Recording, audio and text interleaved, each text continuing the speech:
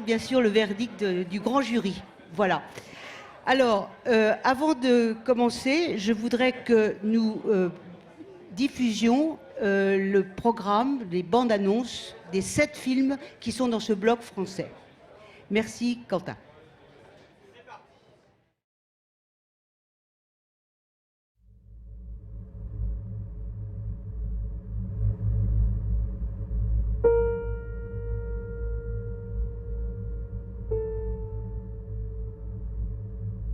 Un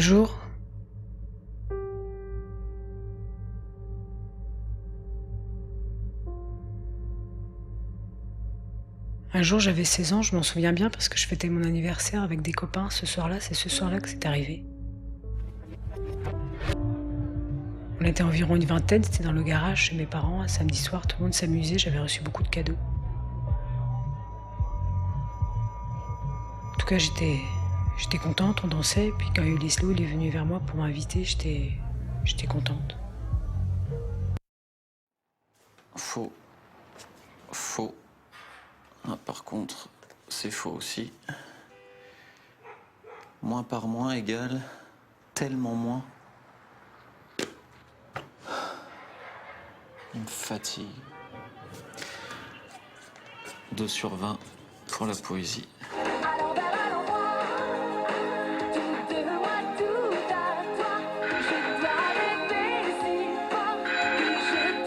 Allô? Hein? Ouais, je peux arrêter cette merde.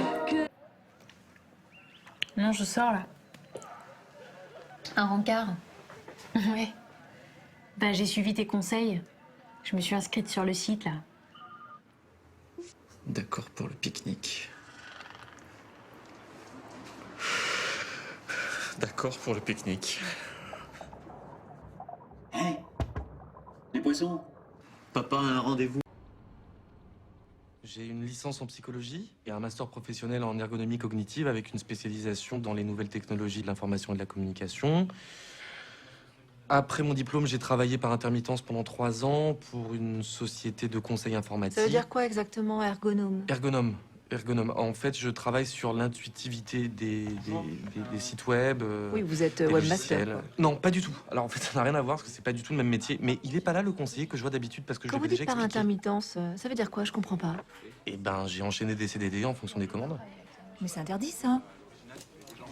Bon, et sinon, qu'est-ce que vous faites en ce moment pour rechercher un emploi? Parce que je vois que vous êtes sans emploi depuis 8 mois. Alors en ce moment, je travaille pour une association, mais c'est pas vraiment ma branche. Et c'est pour ça que j'ai redemandé un rendez-vous. Parce que j'avais pas trop de nouvelles.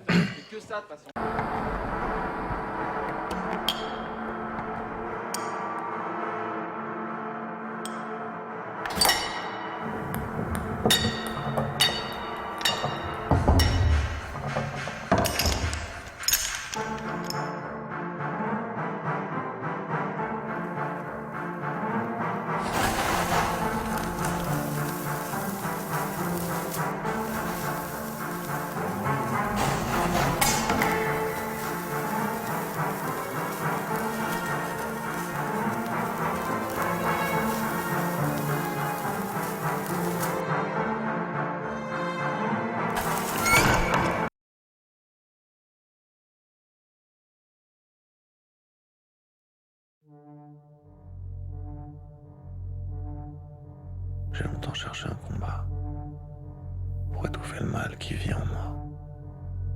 Mais je n'ai trouvé aucune cause à défendre. Alors l'insurrection a prospéré. Et le combat avec mes démons a continué. Il y a une force obscure en moi. J'ai dit, il y a une force obscure en moi. Je vais compter jusqu'à 10 et vous allez la contempler. Et m'écouter maintenant. J'ai dit, je vais compter jusqu'à 10 et vous allez la contempler et m'écouter maintenant. 1, 2, 3, 4, 5, 6, 7, 8, 9, 10.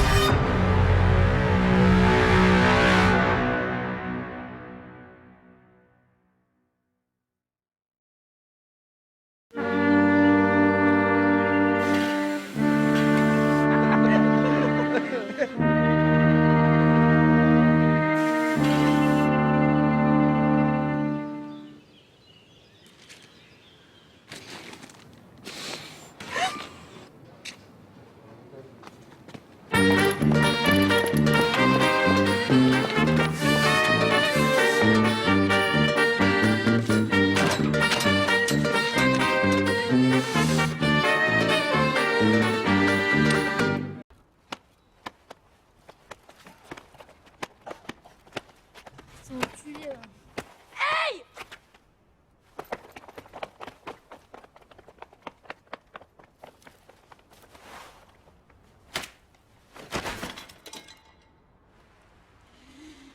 À les voir arriver comme ça, ils avaient pas l'air méchants. Hein. Ouais, j'ai eu un doute quand même quand ils ont commencé à me taper.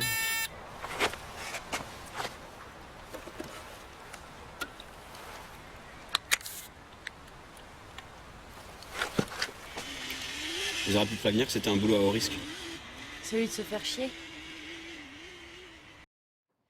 Je vais tout de suite vous présenter Yann Delattre. Respirez, respirez, parce que c'est l'extrait de son film là que l'on vient de voir à l'instant. Et il est en train de démontrer le micro. Alors je suis un peu inquiète. C'est une passion. Il démonte les micros là. Donc voilà. Bon. Alors je vous présente Yann Delattre qui lui est donc le réalisateur du film Jeunesse des loups-garous. Et on va en parler avec lui tout à l'heure. À sa gauche, Marie-Françoise Samar, qui est une cinéphile, qui a eu l'habitude de travailler avec beaucoup d'élèves dans sa vie, voilà, et qui est venue exprès d'ailleurs pour le festival de Trouville cette année, voilà. À ma droite, alors là, c'est Marie-Claude Gerbet, qui est une grande cinéphile, qui va dans beaucoup de festivals, mais qui en tout cas est fidèle à Off-Court depuis quasiment sa création, et qui voit absolument tous les programmes depuis que le festival existe. Donc, elle va nous parler de ses coups de cœur, de ce bloc de France 2. Et puis, un jeune réalisateur qui n'est pas encore, lui, en compétition, mais qui peut-être le sera, et je l'espère pour lui, Jean-Baptiste Théron, qui vient de Normandie, qui est un Normand, hein, et qui est venu exprès également, accompagné de ses amis clarins, qui sont ici d'ailleurs dans la salle. Bonjour. C'est gentil d'être venu exprès également pour ce festival de Trouville. Et je recevrai d'ailleurs demain un autre jeune réalisateur de la région qui sera sur ce plateau. Alors, nous allons évidemment essayer de débattre un petit peu, encore une fois, sur les coups de cœur de ce bloc 2 qui, comme vous avez pu voir, également a une grande diversité, hein, comme dans tous les blocs en compétition. Et nous allons relancer la première bande-annonce qui s'appelle Silence. Alors, je rappelle que ce film est un film très particulier qui est sur le viol. Et dans le résumé, le pitch du film, on dit « Un viol, ça n'arrive pas forcément sur un terrain vague. Et dans la plupart des cas, la victime connaît son agresseur. » Je signale également, c'est donc un film qui a été réalisé par une femme, qui est Jessica Rousseau, et avec une musique de Jacob Tardieu. Donc avant d'en parler, nous allons lancer la petite bande-annonce de ce film et nous allons en parler ensuite. Merci. Un jour,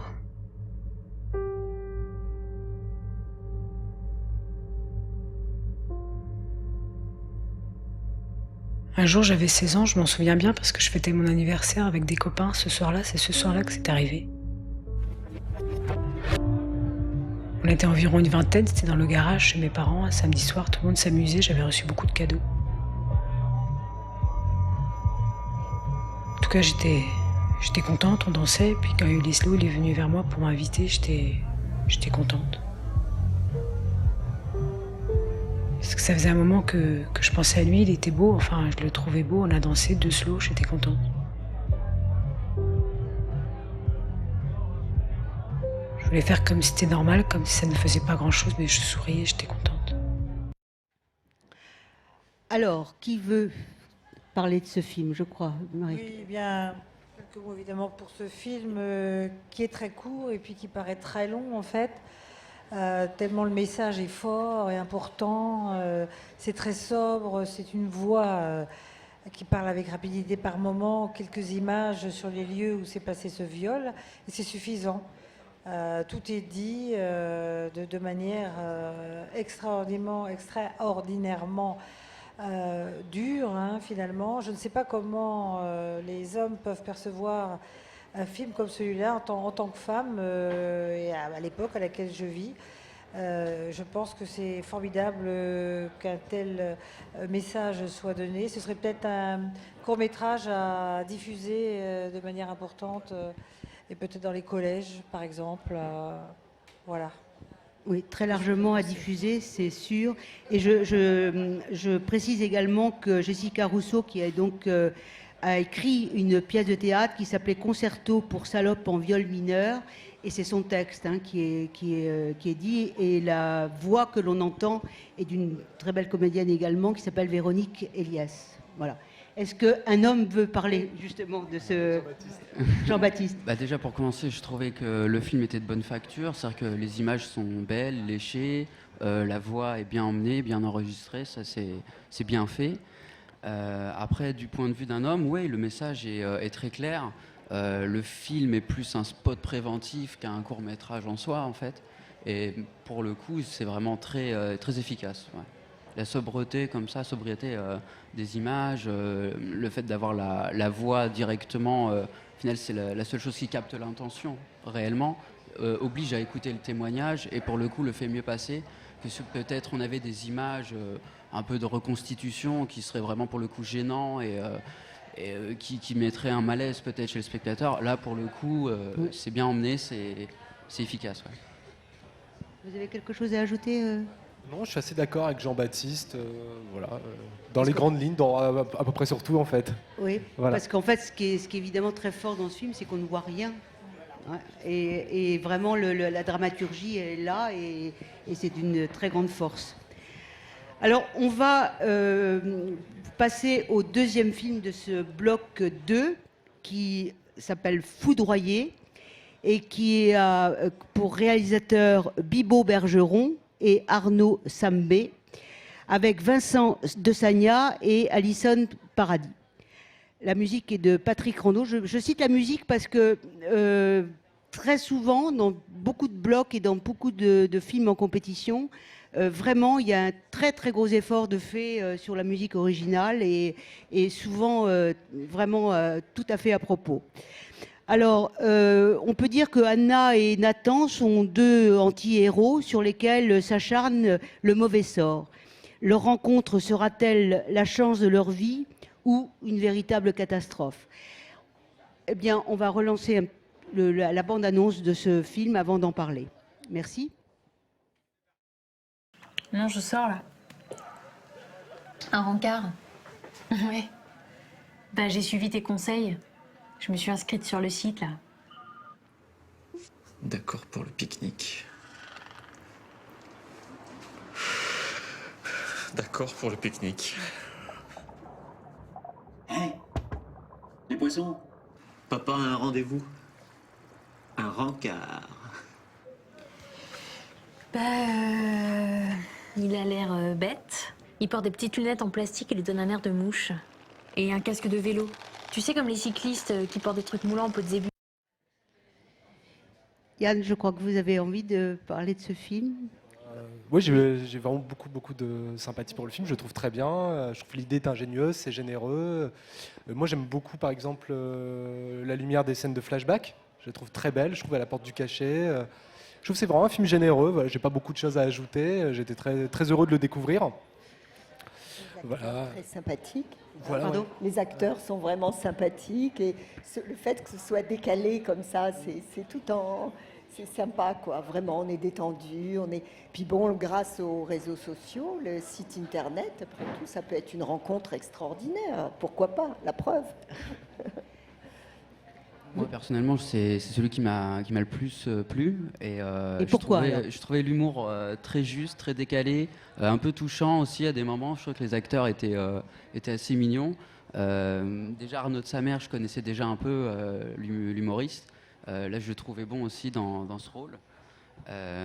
Sinon, c'est le côté absurde et l'histoire d'amour avec ces trucs fantastiques où ils ont chacun une malédiction complètement hallucinante, l'autre qui est foudroyé à chaque fois qu'il lève les bras. Je trouvais que c'était très drôle, quoi.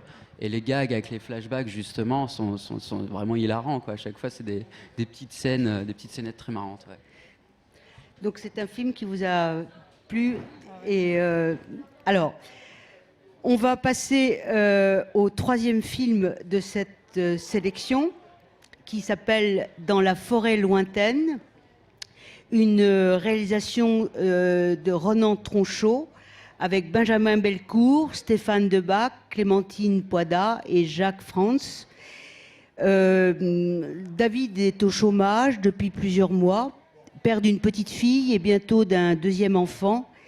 Il se voit forcé par manque d'aisance, d'argent, de retourner vivre chez ses parents, avec toute sa famille. Et c'est précisément ce jour-là que tout va déraper.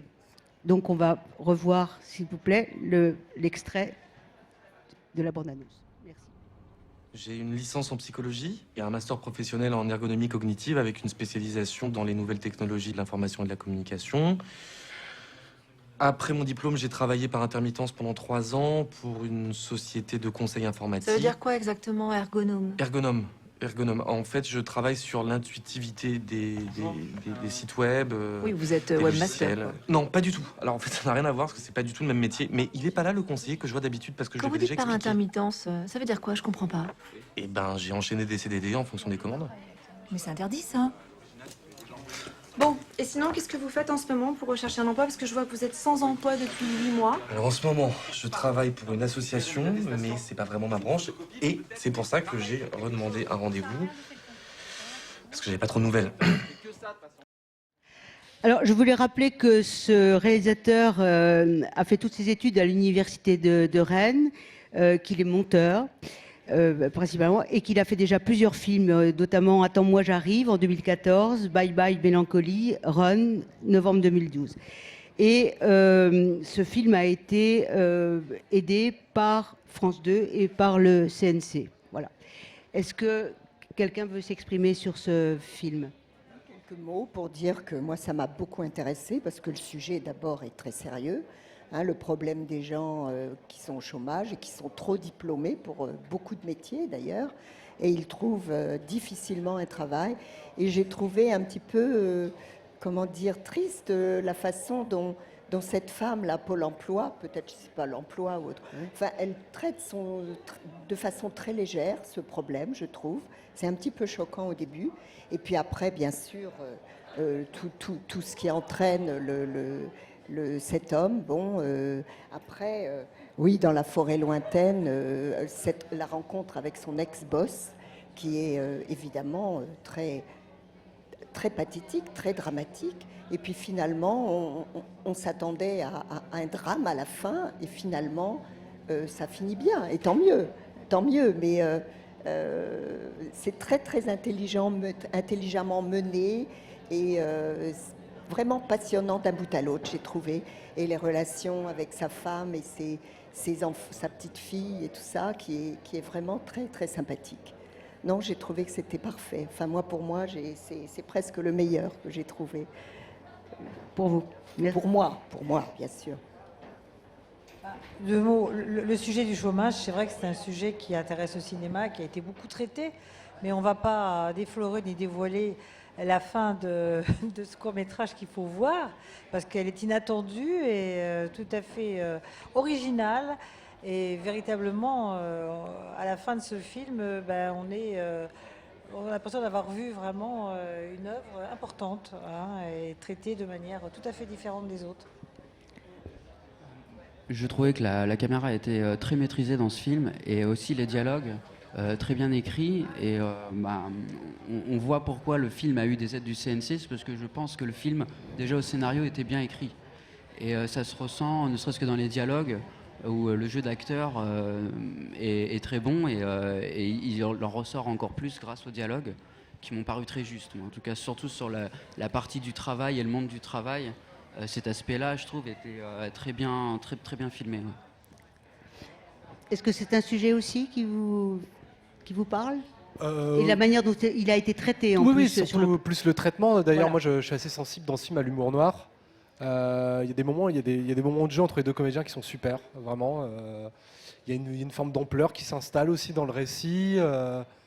Oui, c'est pas tant. Moi, quand je vais au cinéma, je cherche pas tant les sujets que la manière dont ils sont traités, parce que voilà, on peut aussi faire des grosses merdes sur le chômage. Il n'y a pas de problème là-dessus. Des gens font ça très bien. Et là, je trouve que justement, il y a des glissements dans l'humour noir, moi, auxquels je suis très sensible. Je trouve les deux acteurs, ils ont leur moment. Et non, c'est bien, c'est très bien même. Voilà, c'est tout ce que je peux dire. Oui, parce que ce qui est tout à fait remarquable dans ce qu'on voit maintenant, dans la progression justement de ce qui se passe dans les courts-métrages, c'est qu'on voit une maîtrise, je l'ai déjà dit dans les autres émissions, mais c'est vrai et je le redis parce que c'est tellement important, c'est la maîtrise scénaristique.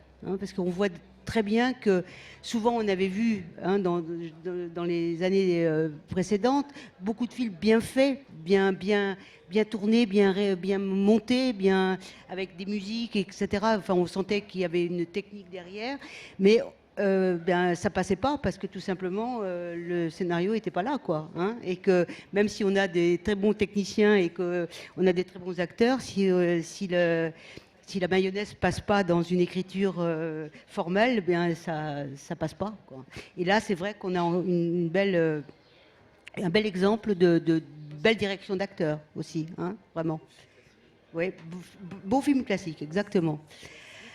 Alors, nous allons passer au 4e film qui s'appelle Corpus, qui est donc un film d'animation.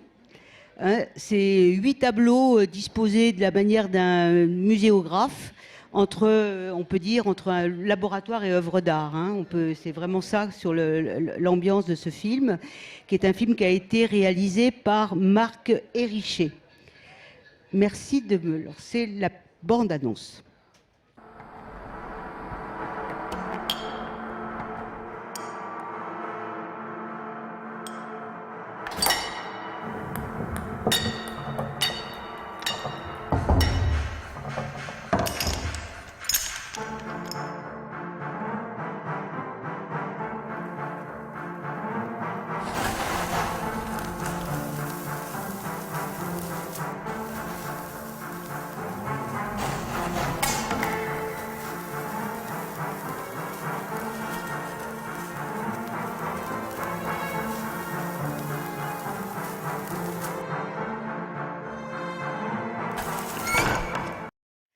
Oui, c'est une sorte de création infernale, une métaphore sur l'éveil du corps.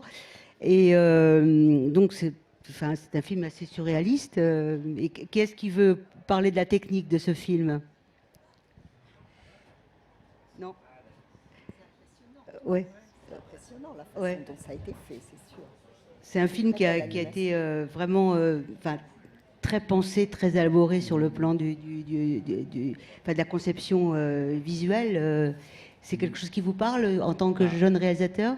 Moi, je ne m'y connais pas beaucoup en animation, mais je sais la dose de travail qu'il faut pour pouvoir sortir quelque chose, et c'est énormément de temps et d'argent.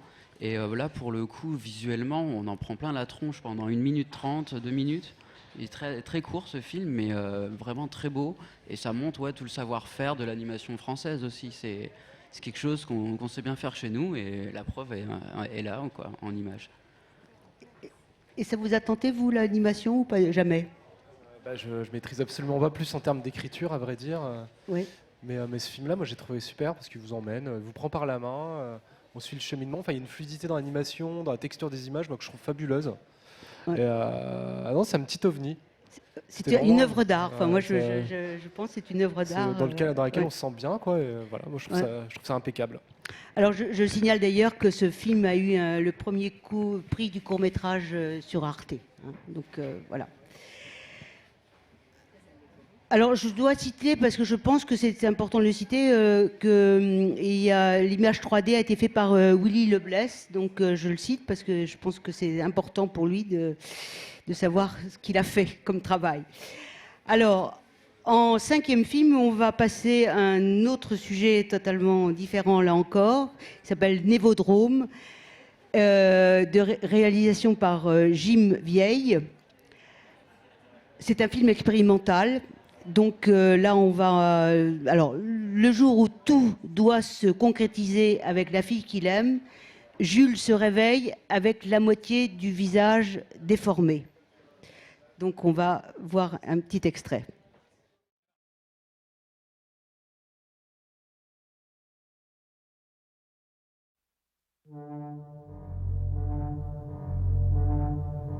J'ai longtemps cherché un combat pour étouffer le mal qui vit en moi.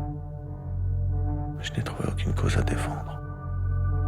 Alors l'insurrection a prospéré. Et le combat avec mes démons a continué.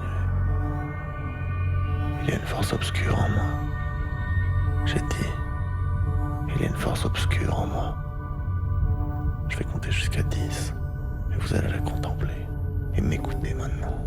J'ai dit, je vais compter jusqu'à 10. Et vous allez la contempler. Et m'écouter maintenant. 1, 2, 3, 4, 5, 6, 7, 8, 9, 10.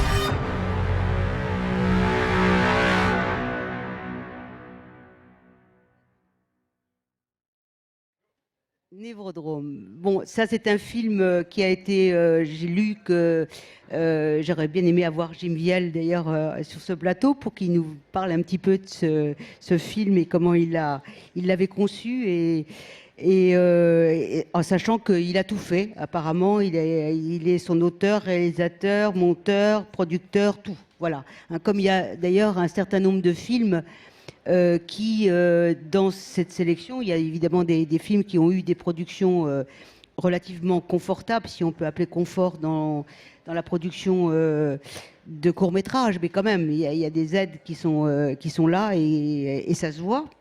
Et puis, effectivement, il y a beaucoup de films, j'ai vu, qui ont demandé le concours d'Internet, vous savez, par voilà. Et ça, c'est quelque chose que vous avez déjà fait, vous, pour vos films, Yann?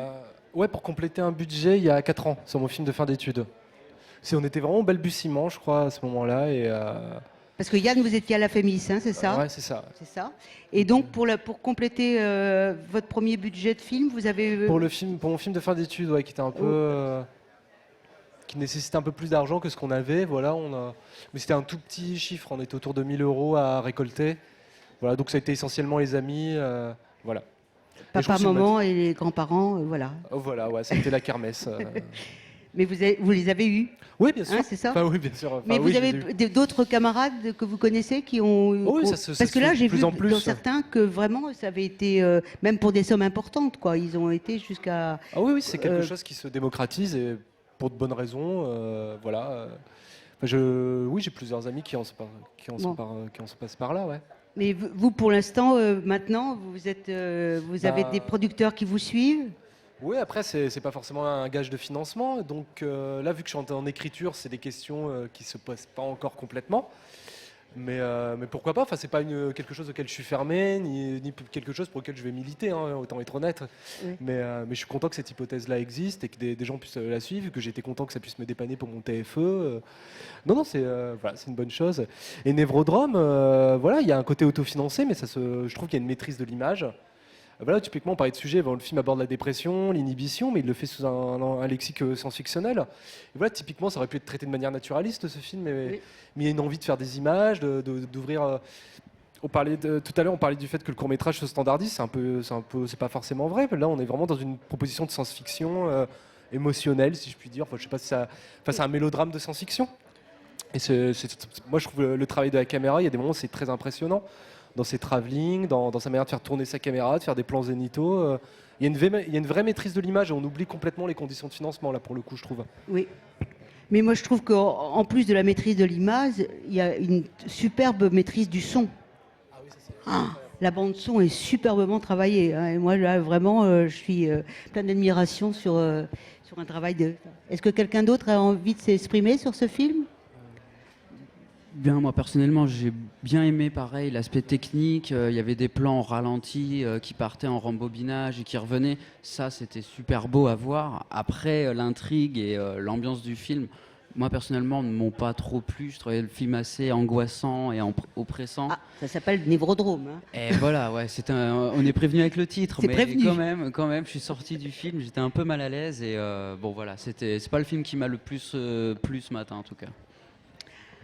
Alors, Mais vous savez, c'est ça qui est bien, c'est que vous voyez, vous avez vu dans la sélection tout ce qui s'est passé de différent et dans toutes les ambiances dans lesquelles on doit passer, nous, spectateurs, et c'est ça qui est aussi très intéressant.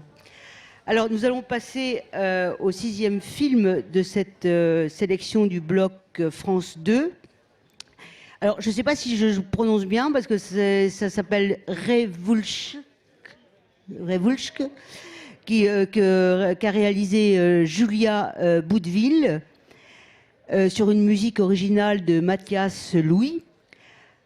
Alors, on voit une série de personnages lire le journal, un article les interpelle et ils décident de manifester, de protester à leur manière. J'avance le cœur léger, mais toujours le poing levé.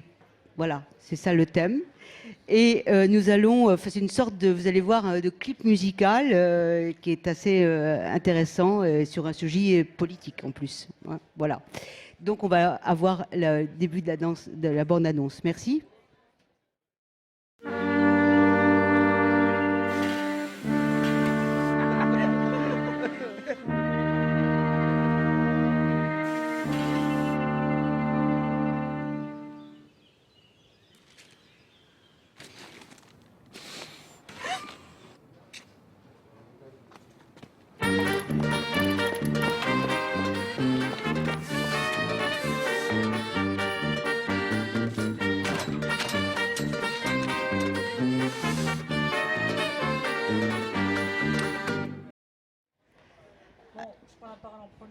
Bref, je suis pas. Non.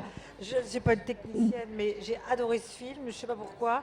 Ça m'a rendue joyeuse. Et puis pour moi, c'est révolution, quoi. Et hop, on lit quelque chose, ça va pas. On est tous ensemble et on lève le poing. Bon, à la fin, on lève les 2 poings. On lève les 2 poings. Mais c'est très court et je sais pas. Il y a un message peut-être interprété différemment par tout le monde. Et moi, ça m'a rendue très bonne humeur, très heureuse de voir ce petit bout de film. C'est côté 68 art, ça peut-être. Hein. Oui, parce que 68, effectivement, 68. J'y étais. Ouais. Alors, on va en parler de ce film quand même. Qu'est-ce que vous en dites, Yann? Moi, j'aime beaucoup. C'est pas mieux, je vais rien ajouter. C'est euphorisant. Il y a une maîtrise du burlesque. C'est plein de charme. Voilà. J'ai vraiment pas beaucoup de choses à dire parce que je suis amplement d'accord. Oui, d'accord. Donc j'aime bien. Tout à fait. Oui, le fait qu'il lève les 2 poings après, c'est encore mieux. Pardon? Le fait de lever les 2 poings après, c'est encore mieux. C'est ça. C'est doublement drôle. La chute est aussi absurde que tout le film en soi, et la musique vient rajouter le délire avec ça. Oui. Alors, pour dire quelques mots sur... Oui, j'ai perdu mon papier. Le court est très efficace. Parfois, le plus court est le plus efficace. Alors, en fait, il faut savoir que donc, Julia Boudeville fait partie d'un collectif de comédiens. Elle a tourné dans un collectif qui s'appelait Les Enfants Terribles. Elle a joué des pièces classiques, des comédies musicales. Elle a tourné, elle, en tant que comédienne, avec Nina Companès et Volker Schandorfer. Donc voilà, elle a une belle carrière en tant que comédienne. Et on peut imaginer que c'est pas étonnant qu'elle ait mis derrière ce film, justement, qui nous rend joyeux, vraiment, et qui, avec cette maîtrise aussi, tout à fait de la comédie musicale, parce qu'en fait, elle l'a tournée comme une comédie musicale. Donc, quelqu'un d'autre peut dire des choses sur ce film, non? En tout cas, c'est un film qui vous a tous... voilà. Les costumes, vous avez remarqué, tous les costumes de tous les comédiens, là, super. Ah oui, alors on n'a pas le temps de parler de tout dans les films, mais c'est vrai que là aussi, la maîtrise enfin, c'est ça qui est formidable évidemment dans la construction cinématographique, c'est l'art également du réalisateur à prendre soin, à être juste et dans les costumes et dans les maquillages et dans la coiffure et dans tous les accessoires. Hein. Ça fait effectivement partie intégrante de l'œuvre artistique d'un film et on le remarque quand c'est faux. hein. On le voit tout de suite, hein. Alors on a tendance à l'oublier quand c'est parfait, mais c'est dommage parce que effectivement, mais tant mieux, ça veut dire que le film est tout à fait réussi. Bon, en tout cas, c'est un film tout à fait sympathique et qui fait partie de cette belle programmation de France 2. Alors, nous allons terminer par le film, c'est le hasard hein, qu'on termine, parce qu'il est comme ça, il a été diffusé en dernier dans le bloc, donc de Yann Delattre qui est avec nous, et qui s'appelle Jeunesse des loups-garous. Alors, je rappelle que Yann Delattre a eu également un prix cette année d'interprétation masculine au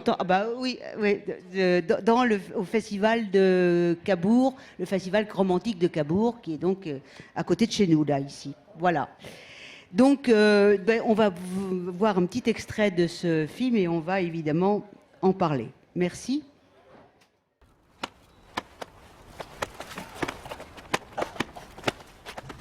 Hey!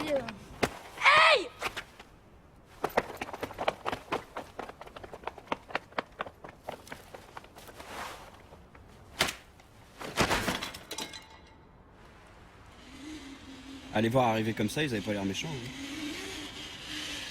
J'ai eu un doute quand même quand ils ont commencé à me taper.